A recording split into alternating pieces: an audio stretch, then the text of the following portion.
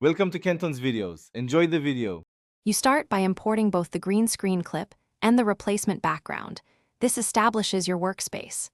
Drag the green screen into a composition that matches resolution and frame rate, then place the background underneath. Once done, scrub through the clip to identify problem frames and stabilize or trim as needed. This reduces keying errors later. Make sure the green is evenly lit and the subject is separated. These simple steps save time and improve final matte quality. Apply Keylight 1, 2, and pick the dominant green with the screen color eyedropper so After Effects isolates the background. Then tweak screen gain and screen balance to capture midtones, and use screen shrink/grow plus clip black and clip white to tighten the silhouette.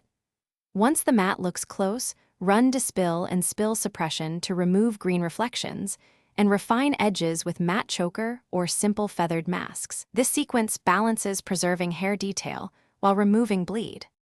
Now match color and light. Apply curves, levels, or lumetri to the keyed subject so it blends with the background. Sky and shadows must read consistently. Pre-compose if you need global transforms, then render via Media Encoder or Render Queue. Pick a codec that preserves quality, or export with alpha if you need further layering. If you see edge flicker or matte breakup, try temporal blur, feather adjustments, or a quick rotoscope pass. These fixes catch intermittent artifacts and stabilize the final shot. Thanks for watching. Consider subscribing if we helped you.